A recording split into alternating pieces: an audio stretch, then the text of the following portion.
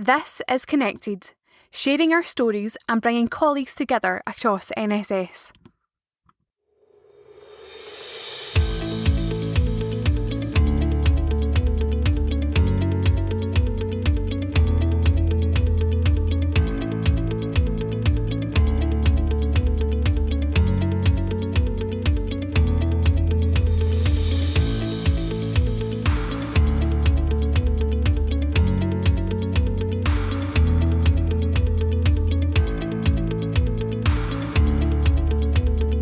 Hello and welcome to a very special episode of the NSS Connected podcast.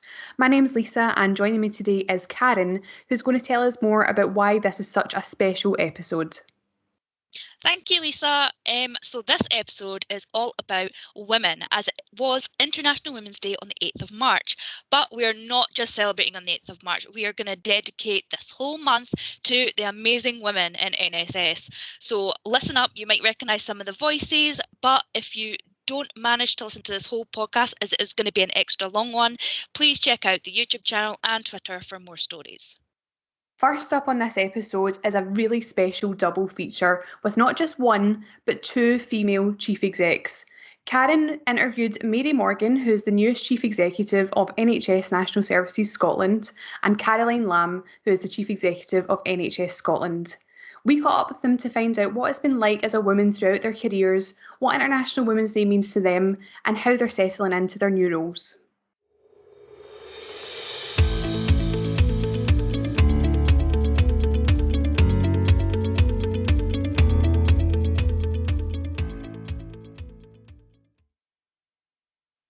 The first question is just to tell us, introduce yourself, tell us a bit about you and your career path to date and how you have got to this incredible position that you're in now.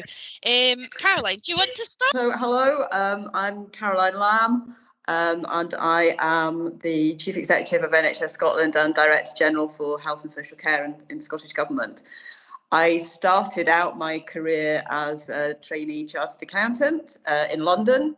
I qualified with one of the big firms. I won't mention names, but I qualified with one of the big firms in London. And as part of my training, I worked in audit and I worked across a whole load of different sectors. But as you can imagine, in London, there was quite a lot of financial services in there. So at the point when I qualified, the one thing I was really clear about was I didn't want to work in financial services, and that actually I had some opportunity to work in the charitable sector as well, and that was really where my interests lay. So charitable, public, not for profit sectors. I moved up to Edinburgh and I joined a housing association. So I worked in housing for a while as a director of finance. Then I moved into the university sector. From there, I moved to NHS Education for Scotland.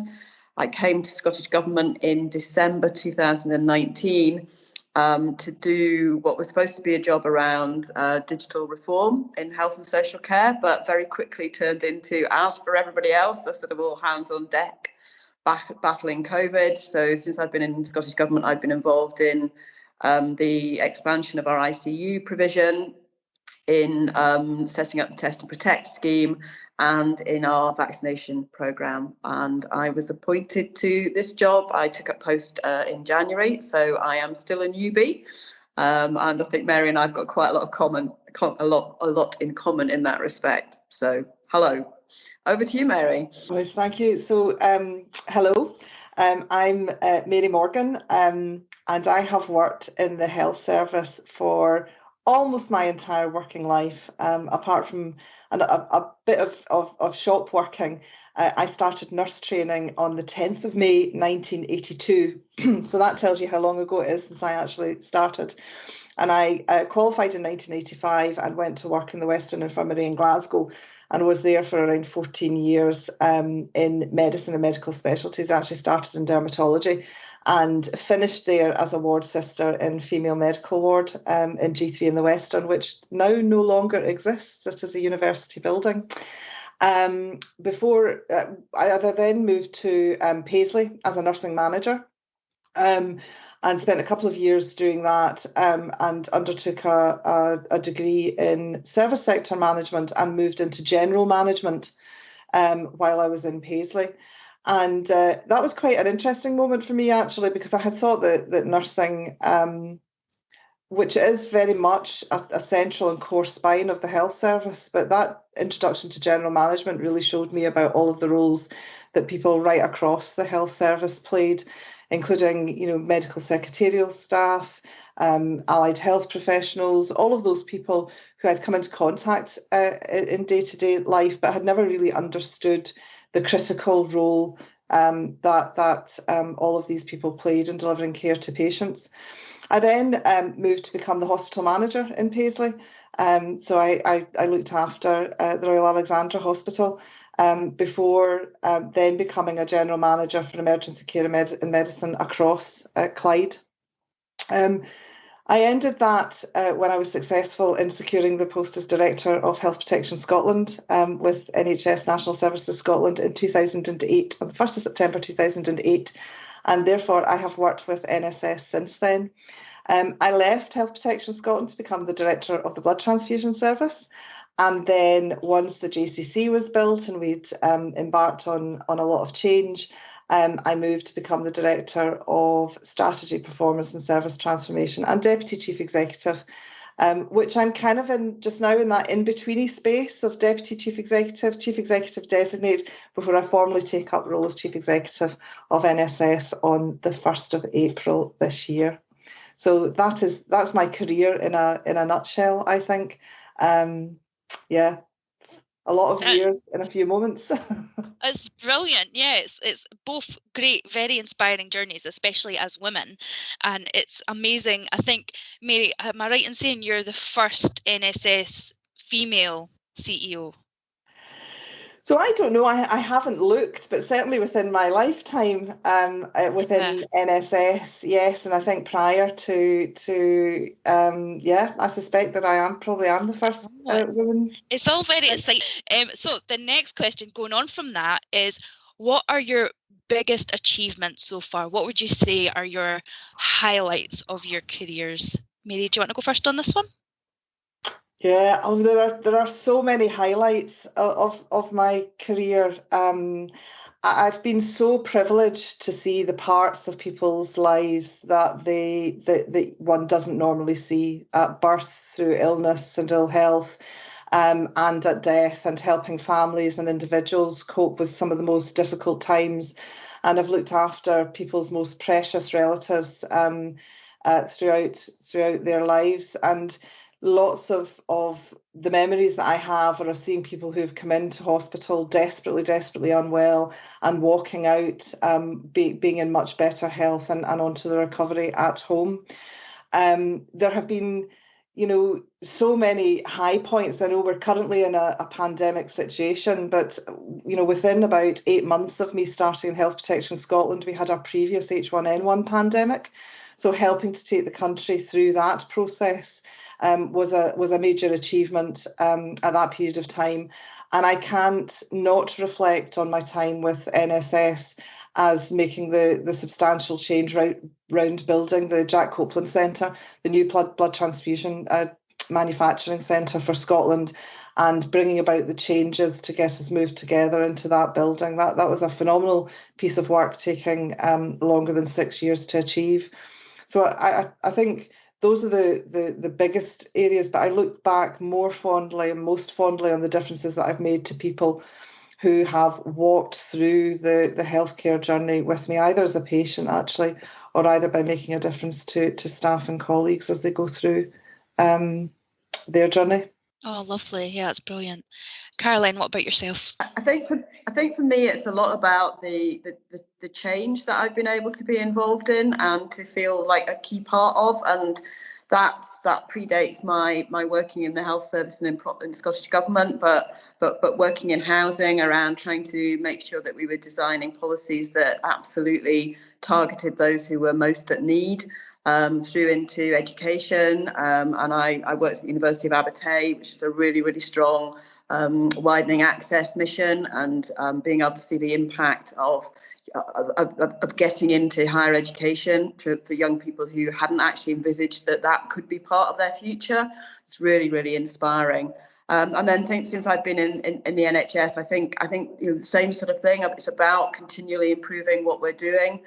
Same in Scottish Government. I've been privileged to work with some really amazing people and to be part of and more recently lead some fabulous teams as well. And I suppose just looking back at the last year, which has been an absolute whirlwind, I think the work that was done to stand up the test and protect system, and then more recently the vaccination programme that we see going from strength to strength at the moment are things that I will always look back on and think it was a real privilege to be able to work at the centre of all of that. Yeah, definitely. It's definitely going to go down in history.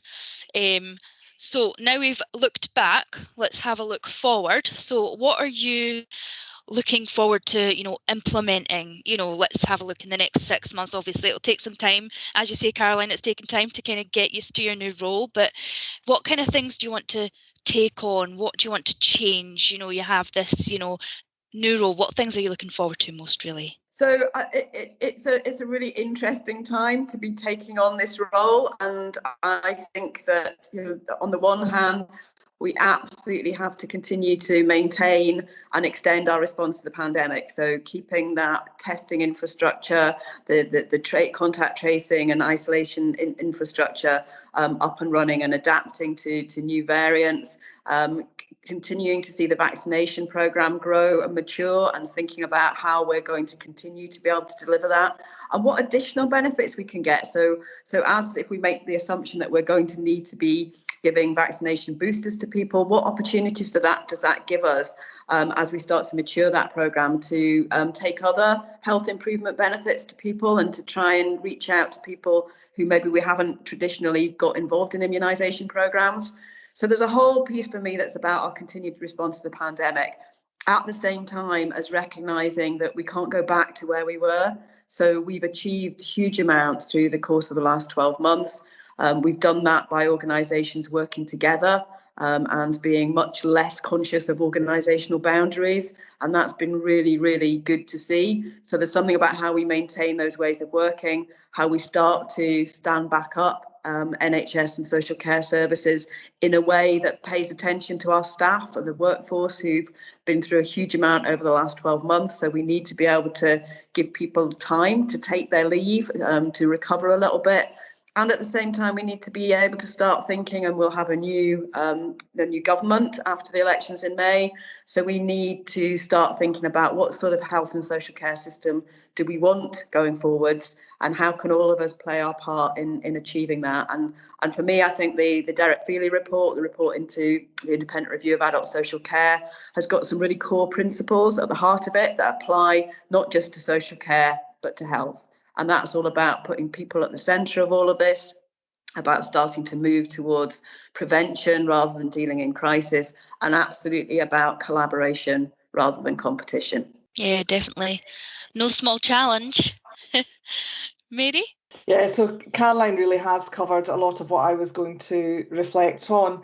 One of the things that I think has really come to the fore in the response to the pandemic is that piece about organisations working together in partnership and really collaborating to get a job done.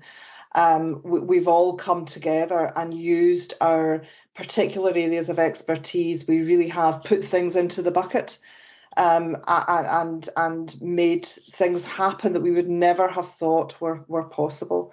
So I think how do we bottle some of that, really to take that forward in how we work, whatever the challenge might be, whatever the next crisis, the next emergency, or even the next day-to-day working might look like. And I think the other thing for me is that piece about staff well-being. I think one of the things that has really come to the fore here is what people can achieve when they put their mind to it, but actually at what cost to individual staff well-being. So it's getting that balance right as we go forward into the future, and make sure that we're contributing to Scotland's health, our staff health, but also to Scotland's wealth and what we can do to make Scotland a better place for all of our people. I think in health we've always been very mindful of the inequalities of health, and we speak about it, but actually what the pandemic has really brought home to me is how the way that we deliver services is not necessarily at the optimum for the people who are receiving them. And I think really having that public participation and listening to some of those voices about their experiences is going to be really important going forward, about how we actually design what it is that we deliver, and really listen to how things have been done very, very differently than they were previously. Hold on to those things that help speed up healthcare and give people ease of mind, that they don't have something wrong at the same time as helping them to manage the problems that they do have. Yeah, definitely. A great example of that is, the kind of technology and the leaps and bounds that have, we've came forward. We're all sitting at home, but we're all able to chat and see each other still, and it's absolutely fantastic. So on a more lighthearted note, you two will be working quite closely together. So what are your thoughts and feelings on that? I think it's great, but I am really looking forward to. So I think that what we've done with technology over the last 12 months has been great, and it has enabled us all to keep working and to keep seeing each other and to communicate and to collaborate. And Mary and I have been really closely involved on a lot of the work, particularly through the vaccination program, the testing program. But much as I appreciate this virtual way of working, I am actually really looking forward to the day where we can get together face to face and have maybe, dare I say it, a drink. I think that would be a really good thing. Yeah, agreed. Mary? Yeah, it's been great. So,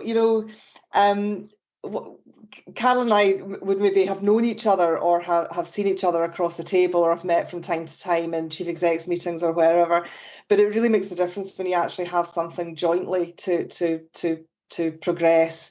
And again, as I said before, taking on board the various pieces of expertise that people have, the knowledge, the intelligence that they have, and the understanding of the service delivery, and pulling those together to get a greater sum has absolutely been great. And Carol and I think, have got on really well together throughout that whole the COVID response piece.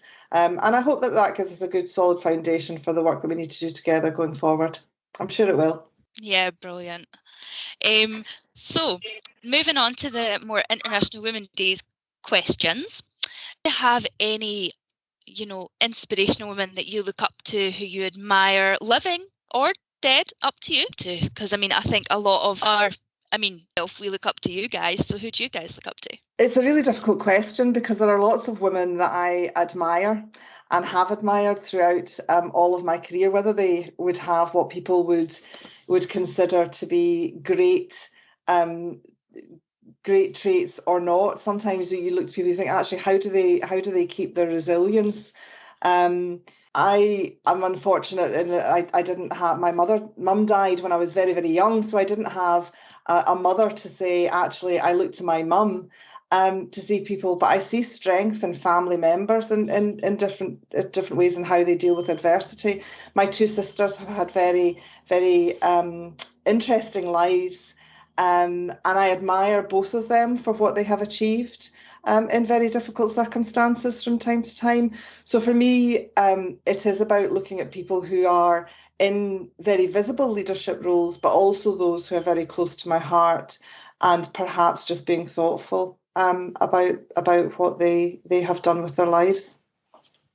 Oh, that is lovely. I think there are lots of women who have come before us who have broken new ground, whether it be around the right to vote, more equal pay. I won't say we're there with equal pay yet across all sectors, but there are lots of women who I think are inspirational, have achieved lots of things.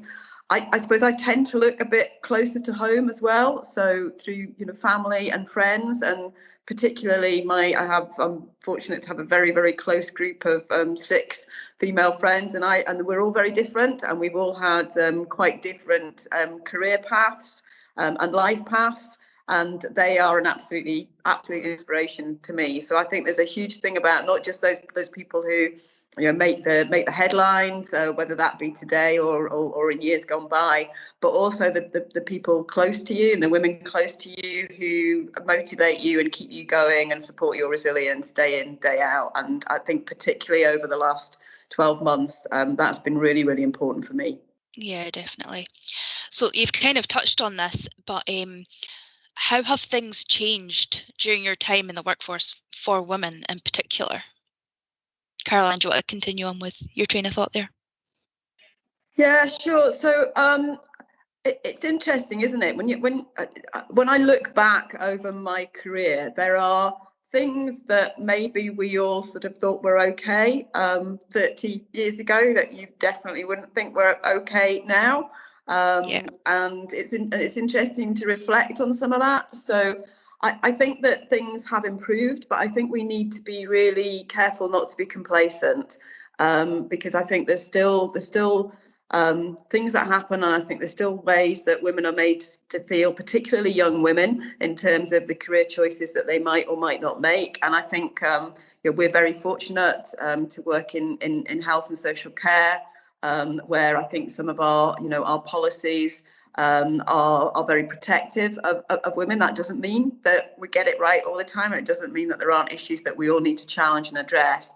But there are other sectors as well that are nowhere near as forward thinking and as right thinking as we would want them to be. So I think that we have achieved a lot. We continue to achieve a lot, but actually we can't be complacent, and we need to remember the fact that that there are lots of insidious ways in which women, people from different ethnicities, are made to feel that they can't or shouldn't aspire to positions of leadership, and it's up to all of us to continue to address that. Yeah, definitely. Mary? I feel that we've grown more inclusive and more focused on equality and diversity within our workplaces. And I sometimes I struggle. Being honest, I think sometimes it becomes people can become a bit tired of it's a woman thing, or women need to be stronger, or women need to be given more strength. And I think people can get a bit fatigued by it. I think that would be the term I would. But I genuinely do believe that we have really worked hard to be more inclusive and more diverse as a workforce. I was reflecting on this earlier, actually, because I remember I'm a nurse, and nursing was general nursing, predominantly a female profession. And I remember coming across a male midwife, and I was quite astounded by this, that a man would become a midwife. What do you mean? That's a woman's role, And of course, more and more men are entering midwifery, and more men have been entering nursing.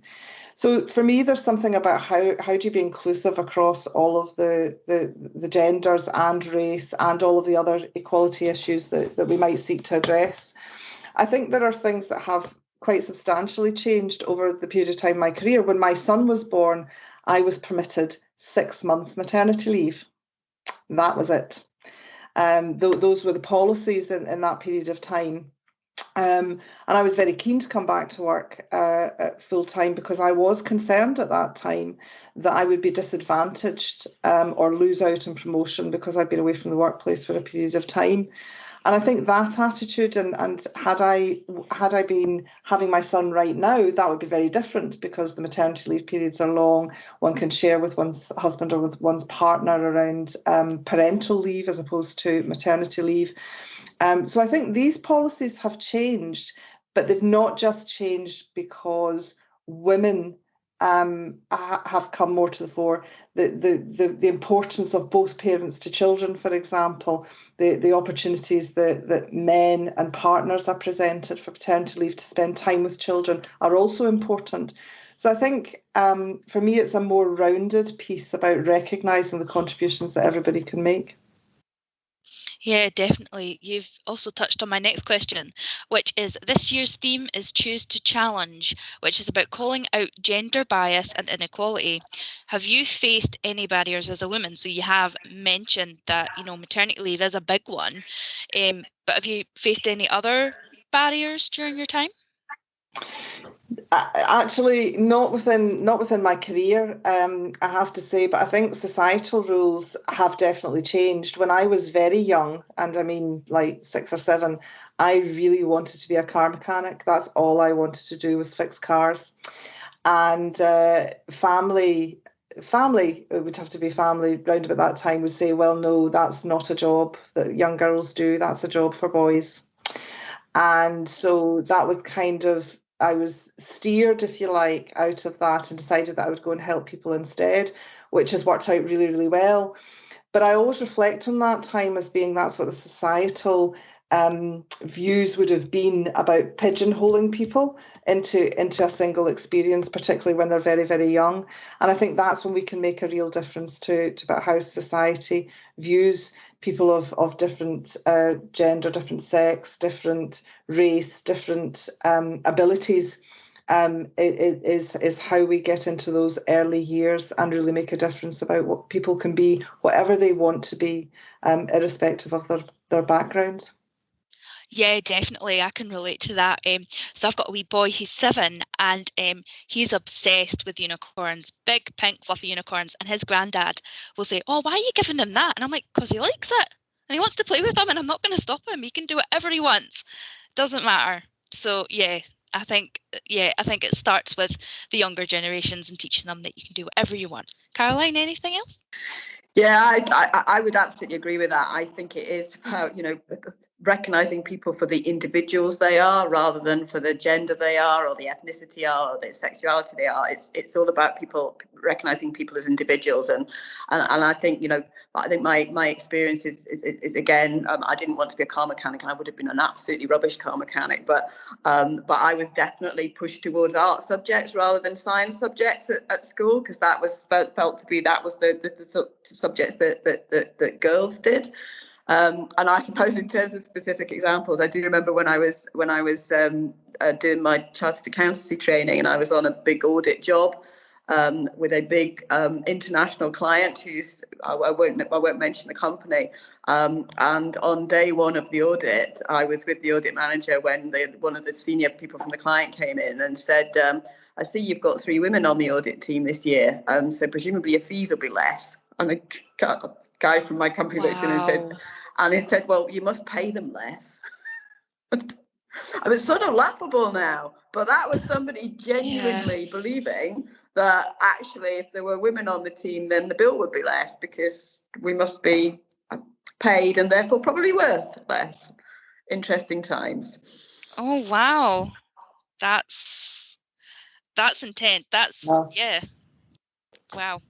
I have no comments after that. That is quite shocking. Imagine if that happened now. You get sued, hopefully. Anyway, moving on. I hope so, yeah. Yeah. So the last question for you both is, what does International Women's Day mean to you?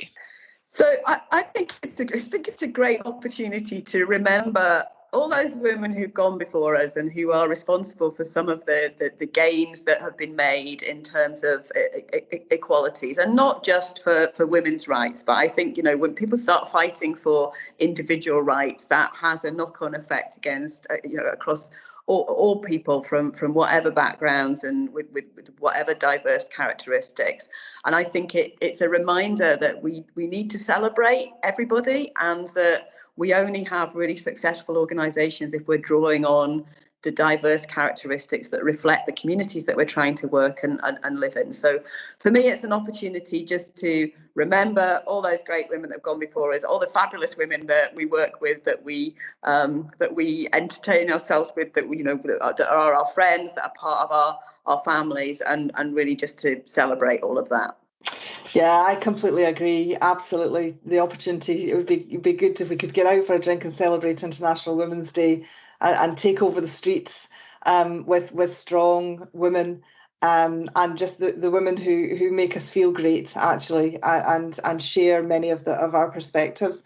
But for me, it's also an opportunity to reflect on those cultures, those countries, and those women who do not have the same opportunities that we have, because there are many parts of the world where women are not revered, or that their societal rules or their policies will talk about women being revered but are actually keeping them in a place where they can't speak freely, they can't act freely, and they can't do freely. And I think that we see here are some terrible atrocities of women and young girls who are trafficked, who don't have their voices, who are kept in places not allowed to be visible and not having their freedom.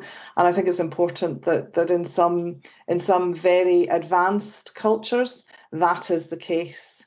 and we should be thoughtful about that and continue, I think, as a nation, to question that and to make sure that we highlight those and encourage others to not be that way. Yeah, definitely. Well, thank you so much. That's all my questions. You're both brilliant. Some great answers. Thanks very much, and thanks. Good to see you, Mary. And we will catch up at some point. Well, I'll let you both go. I know you're very busy, ladies, so thank you so much. Well, thank you. No, thank you, Pam. All right. Great. Thanks. Bye. Bye-bye. Bye, Bye-bye. Bye.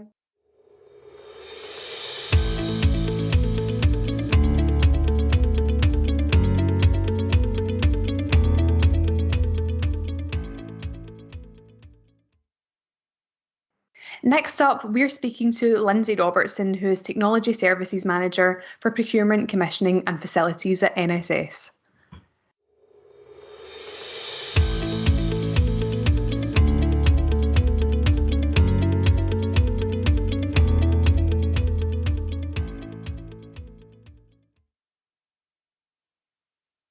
Next up for International Women's Day podcast, I'm joined by Lindsay Robertson. Would you like to tell our listeners a little bit about yourself and your job title with NSS? Of course, my name's Lindsay Robertson. I'm the Technology Services Manager in Procurement, Commissioning and Facilities. I've worked for NHS National Services Scotland for about 13 years now, which is quite a long time. But I'm really enjoying all the different roles in that I've done within NSS. I started my career at British Airways in the graduate scheme there. Joined the cargo side of the operation. So rather than the passengers, my role was looking at the cargo capacity and the underside of the aircraft. So that was really quite interesting and quite a different experience of working within an airline. And within that, my time there, I did several roles in the revenue management department. So looking at how you optimise the cargo capacity and analysing the kind of best revenue that you can get from the goods that's shipped all over the world. Even recently in national procurement, when you see all the PPE being flown across the world in different places. So it feels like a bit full circle. I moved on and worked at the City of Edinburgh Council as an e-government consultant, working with the council departments, involved in different technology projects there and helping them to be more efficient, to improve their operations there. From that side of things, how did you end up coming to work at NSS? So it was a colleague of mine. She works within the team that I started within National Services Scotland, and they were looking to recruit a new project manager. I just finished quite a big project at the council in Edinburgh and was looking for a change, looking for a new challenge, as it were. And she encouraged me to meet with the manager, and she'd thoroughly enjoyed her time working for NHS, and she was moving on as well. And it just seemed like the right time to move. I just had my second daughter, so I was quite looking forward to a different challenge and something new. So, do you mind telling me anything that sticks out in your mind as like a main achievement in your role? This could be COVID related or not. Within our role in National Procurement Technology Services is the Centre of Expertise for e-procurement systems across health. And I think I'm lucky to work with a fantastic team with a wide range of skills and experience, and really innovative. And I think that's been highlighted in the last 12 months in terms of how we help our college and health boards deliver their services. E-procurement systems, they're quite often seen as a back office system, but through the data and the new digital technologies and using these alongside standards, I think we've really demonstrated how that can impact on clinical care, point of care capture, being able to link products with patients and the patient journey, and just how that information can help deliver services more efficiently, but more importantly, improve patient safety. And I think that's something like bringing e-procurement from the back off to the front office and really enhancing the services that our colleagues can deliver. That's been really exciting to be part of that. So I've been involved in the COVID-19 resilience activities within national procurement, particularly leading the stream, looking at data in MI and reporting. and being able to provide that information to colleagues in the health boards, but also into the Scottish Government and the PPE Directorate there. Would you say the NSS has been really forward-thinking with how they support women in the workplace compared to other places that you've worked at, or is there anything that also sticks in your mind as an example of how you've been supported in your role? I've been very fortunate in my career to date. I've always felt that as a woman, I've been treated equally and fairly in all the roles. I think within NSS, there's a great range of policies that support women in their work-life home balance, and I think that's great. And it really, and as a line manager, I'm keen to make sure that my colleagues are aware of those and they can use them to make sure that they have a good work-life balance as well. So it's a very fair employer and open and transparent in all opportunities and activities,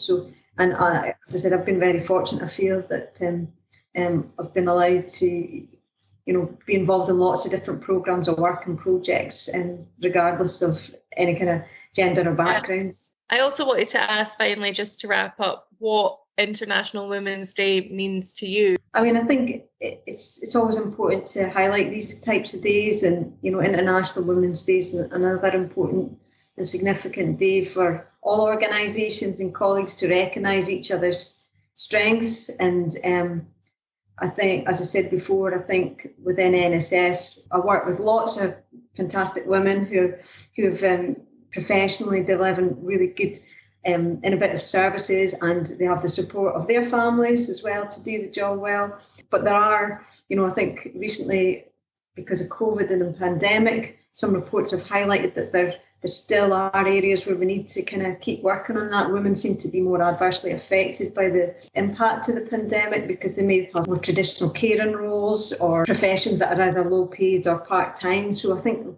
we need to continue to highlight that and see how we can support that as an organisation. Within procurement, how do we support businesses? And as a mother of two girls, I obviously want to make sure that they have the same opportunities that I've had through, hard work and, doing their best. They can, achieve whatever they hope to as well. That's great. Thank you so much for joining me, Lindsay, and have a really good rest of your day. You too. Thank you. Thank you.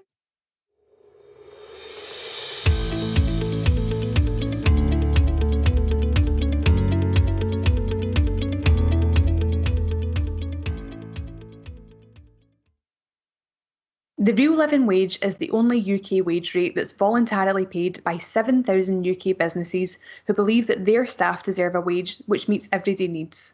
NSS are proud to be one of those businesses. And although this podcast is about International Women's Day, we obviously believe for equality for all, so we thought this would be a great interview to include. We're delighted to introduce Lynn Anderson, who is an interim manager with Living Wage Scotland.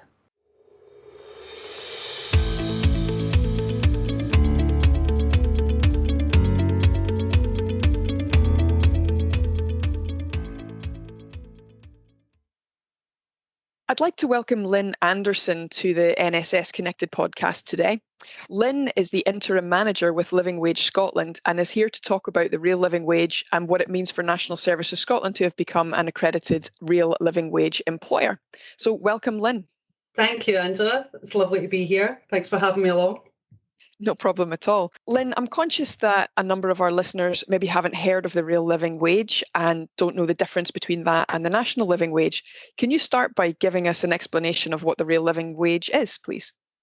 Absolutely. So the real living wage is an hourly wage rate. It's independently calculated each year to reflect living costs. So it was actually earlier in November that the rate for the UK was announced as £9.50 per hour. The real living wage calculation, it takes into account all the best available data that we have on living costs in the UK. So what it's about essentially is that the real living wage means that workers can cover bills or deal with unexpected costs like an emergency trip to the dentist or a new school uniform for growing kids. There's far too many workers in Scotland that are paid less than the real living wage. So it's important to highlight the difference between the real living wage, which is a voluntary rate of pay that employers can choose to pay, versus the statutory wage rates that employers need to pay. So typically we can refer to the national minimum wage, but in recent years, the UK government increased the top band of the minimum wage for workers that are aged 25 and over, and it's referred to as the national living wage. So it can be a bit confusing. Employers will know that they're legally obligated to pay the national living wage to the workers that are aged 25 and over, but our campaign is asking employers to choose to pay the real living wage, which is higher. So the real living wage is £9.50 an hour. The national living wage is at the moment £8.72. So it's quite a big difference, 78 pence of a difference for workers per hour. So I think it's important to understand the difference on how those rates are calculated. I mentioned that the real living wage is based on all the evidence that we have about living costs in the UK, and we come up with that rate to reflect what people need to afford their everyday needs. The national living wage rates, the top band of that, is linked to patterns of earnings in the UK. So it's a proportion of median earnings. If wage growth in our economy is slow, then the national living wage rates will suffer as a result. And you mentioned that the national living wage is linked to age, and I believe that the real living wage is effective from when somebody is 18 years old, which is really important distinction to make. Yeah, sure. I mean, we ask employers to pay the real living wage to all of their staff, 18 years and up, all their supply chain workers that are regularly on the premises. So, it really is helping tackle that age-based discrimination in the workplace when it comes to hourly rates of pay. That's a significant difference. It could be, nearly £6,000 a year in extra wages for a young worker. That's huge in terms of their ability to meet their living costs. Just to take it back a little bit, Lynn, you obviously work for Living Wage Scotland. Can you tell us a little bit about your work and what that entails? The Living Wage Scotland we're a small team. We're based at the Poverty Alliance, a Glasgow-based charity. Our work is employer-facing, essentially. So we work in close partnership with the Living Wage Foundation. That's the London-based charity that set the rate for the real living wage each year. So we work in close partnership with them to deliver the accreditation scheme for employers for paying the real living wage. So we want to encourage employers to pay the real living wage because it is an important part of the solution to in-work poverty in Scotland. There's too many workers in Scotland not getting the real living wage, but also there's too many workers in Scotland that are working but are still experiencing poverty. If you look at the child poverty statistics as well, most of the children that are in poverty in Scotland are living in a household where at least one adult is working. Living Wage Scotland aims to work with employers, encourage them to pay the real living wage so that more workers can be lifted out of in-work poverty. So what is living wage accreditation? Living wage accreditation is a formal commitment. It's a contract between the Living Wage Foundation and an employer. So you mentioned the supply chain and the impact of paying the real living wage on supply chain. So living wage accreditation for employers means that they've went through a process with us to make sure that the real living wage commitment is reaching all the necessary workers. So they commit to paying the real living wage to all their directly employed staff aged 18 plus.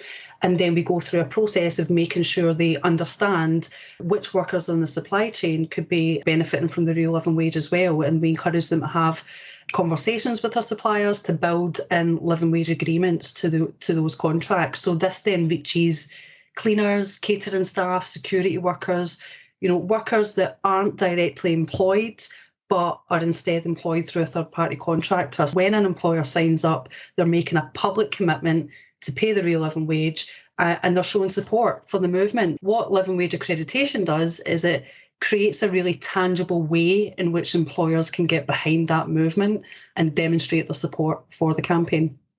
The uptake in Scotland was slow in the earlier days, to be honest. A few years down the line, come 2014, there was still less than 20 employers in Scotland signed up.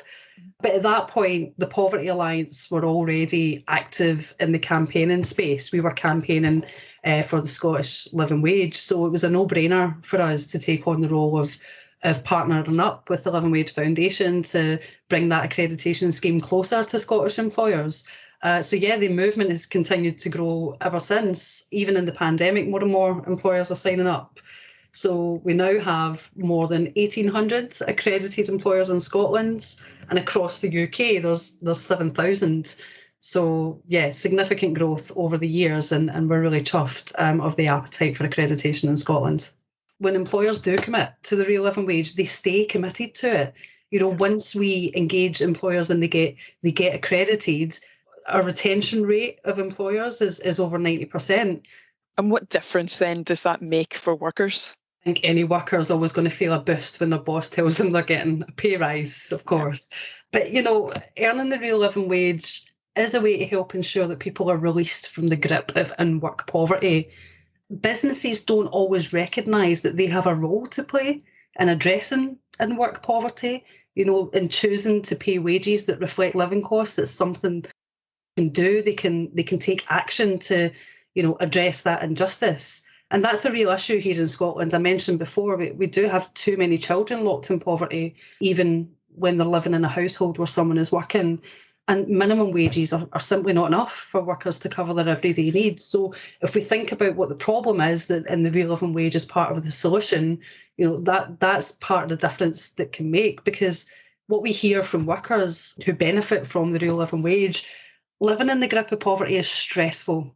We know this from our work at the Poverty Alliance. It's a relentless effort to keep your head above water. Workers tell us that they have to often work all the hours that are available just to get by. And the strain is damaging to their health and well-being. So we know how harmful low pay and work poverty can be. So earning the Real Living Wage can make a significant difference to people's lives by relieving some of that strain. You mentioned the stress of living on a low income, Lynn, and there's obviously some link between this and health outcomes. So can you maybe give us a wee bit of background on the link between low income and those health outcomes? Poverty literally takes years off your life, and there is a wealth of evidence to demonstrate that. But, the other side of the coin is perhaps less well known. There are loads of studies on the successful health interventions that not only improve the health of individuals, but also help reduce inequalities of health outcomes. There is evidence that paying the living wage is being shown to be a really effective intervention of improving people's health and reducing health inequalities. And that's why it's so important that NHS organisations, boards and trusts, that they become living wage accredited. By their very nature, NHS are looking after the health of the nation. And there is a proven effective intervention available in paying the Real Living Wage.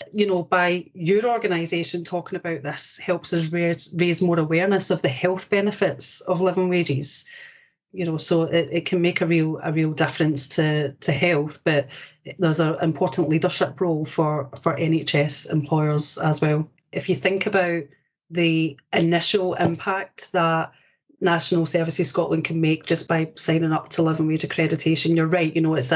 It's a commitment to cover the direct workforce. Yep, that's the first step.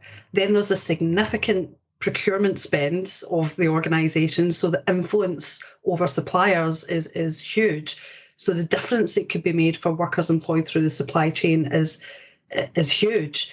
But then there's a leadership role, the awareness that's raised amongst those suppliers in the local community as well, when organisations that are anchored in a place, that they look at NHS organisations and think, yeah, they're definitely championing this cause. What would you like to say to our listeners about how we can grow support for the Real Living Wage?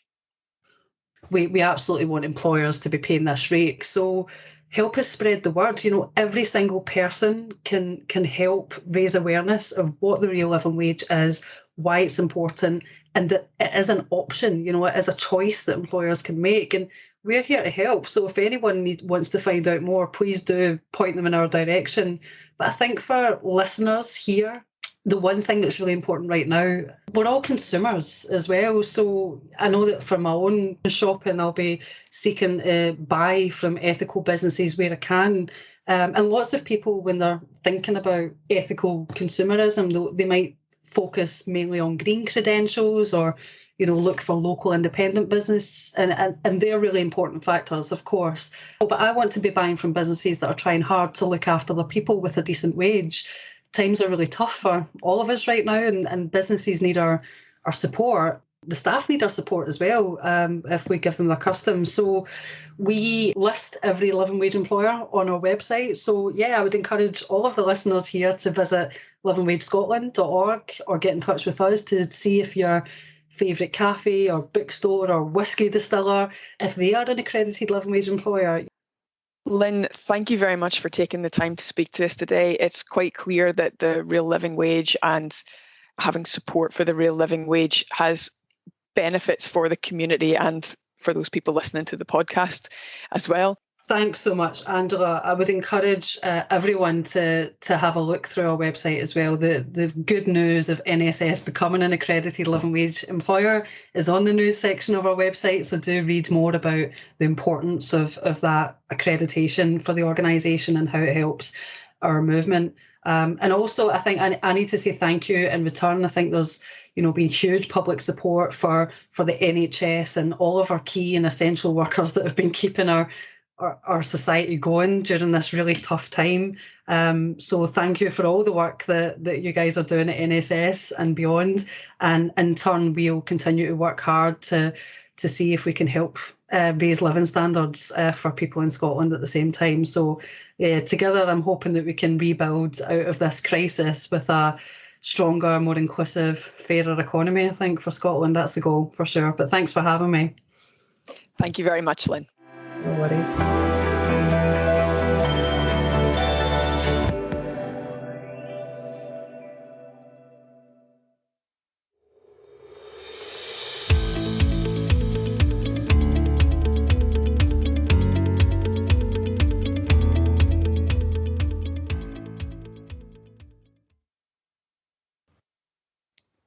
Now we have Janis Heaney, who is Acting Associate Director for COVID-19 vaccinations. This isn't her permanent role, but it has been for the last year. Let's see what she has to say.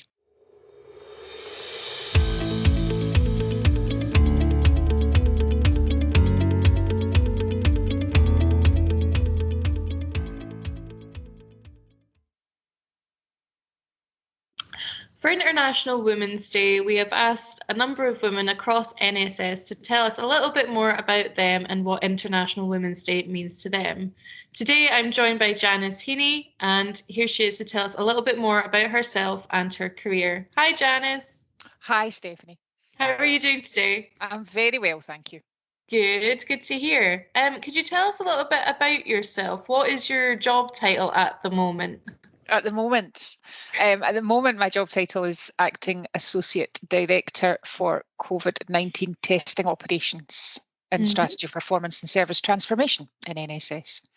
And what does that role mean for you? Like, what do you have to do day to day for people that don't know exactly? For people that don't know what that means. Yeah. So I guess the role essentially is to have operational responsibility for the delivery of all COVID testing operations in Scotland that are delivered through the UK government testing programme. So I've got responsibility for ensuring that people in Scotland can access a COVID test where they need it and when they need it, predominantly for people who have COVID symptoms, but also for lots of other people who require to get a test for various different reasons. So part of my role, or a big part of my role, I guess, is ensuring that we have mobile testing units where they need to be, that we work with local partners to establish test sites in locations where there is a need for testing,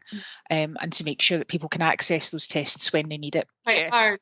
It's been phenomenally hard. It's totally not my background at all. It's been something I've been involved with since the start of the pandemic, when I made the fatal mistake of saying that if if anybody needed any help with any COVID response work, that I could try and help. And then all of a sudden, it's off you go, Janis, and deliver this testing in Scotland. So yeah, it's been hugely challenging, incredibly long hours, lots of work, very stressful, but massively rewarding, I have to say. But you said this isn't what your background is. So what is your background usually, and could you tell me a bit more about your career path, like how you ended up working at NSS? Oh dear, more by luck than judgment, I think. I never had a proper plan. I was talking to my daughter about this the other day, about not having plans for your career and ending up somewhere where you didn't ever see yourself. I've worked in public sector for a long time. I've worked in public sector since 2003 probably. I started off in the private sector in IT and moved into the public sector in a training and development role. So my background is as a business and systems trainer a long time ago, with a kind of customer management and sales background as well. So I originally moved into a kind of education and learning sector in the public sector. I worked for NHS Scotland, which some people might remember and some might not. And then I worked for SQA, for Scottish Qualifications Authority, for a number of years. So my last role in there was an operational management role in SQA, and then I moved to NSS just over 6 years ago. Originally as a senior customer engagement manager, working with health board partners to I guess develop relationships and ensure that NSS services were being delivered to the right people in the right way, and that role kind of morphed into managing customer experience for NSS. So my day job is head of customer experience, but I haven't really been doing my day job for the last 11 months. So what drew you over to like the healthcare sector away from education? Like, was there anything that stood out to you, or was it just a change of pace? I guess just a change of sector. I think you can get quite entrenched in the public sector in one area.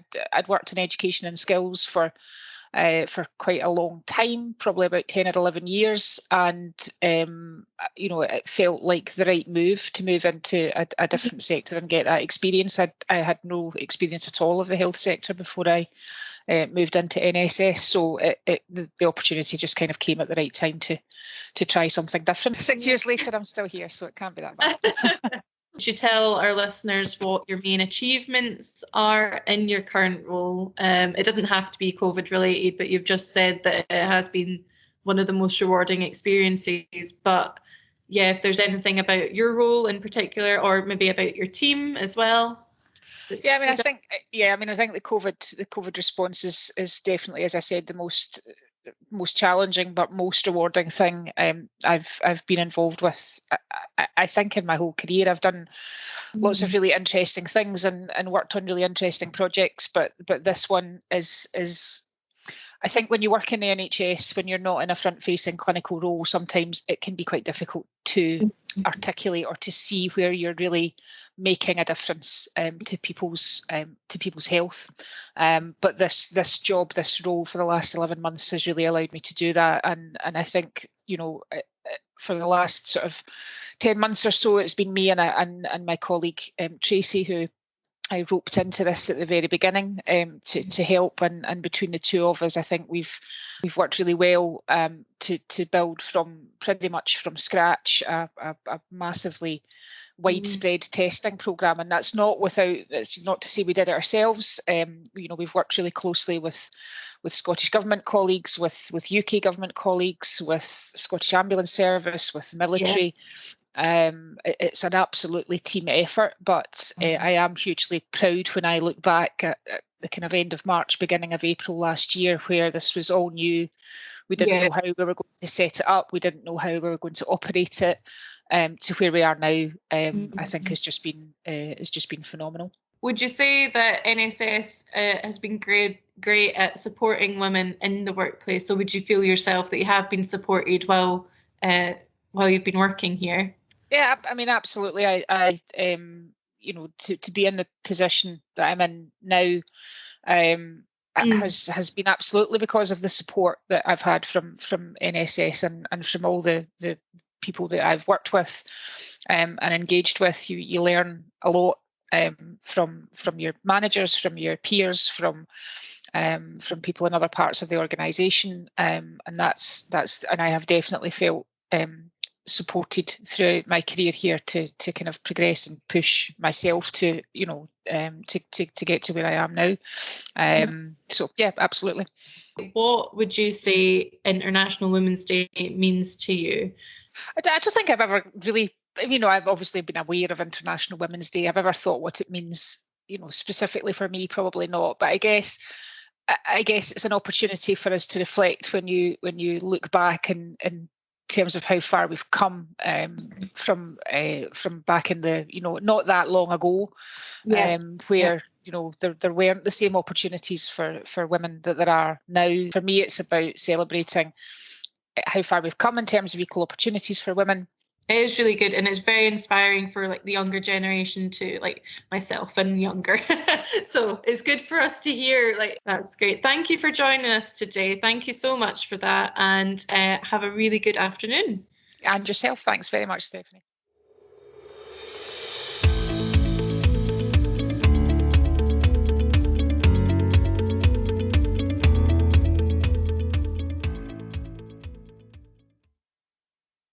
Thank you to all the incredible women that took part in this special edition of our podcast.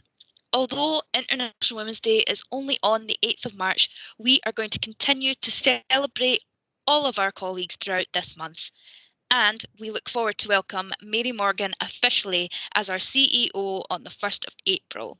If you want to keep in touch with us, you can follow us on Twitter. That's where we'll be hosting most of our content celebrating women for the month of March. You can also link in with the podcast on Spotify, iTunes, Podbean, wherever you get your podcasts, and YouTube. And don't forget to follow us on social media too. We're at NHS NSS on Twitter and NHS National Services Scotland on LinkedIn. Thank you. Bye. Bye. Cute. Perfect. I love it. Cool. Okay.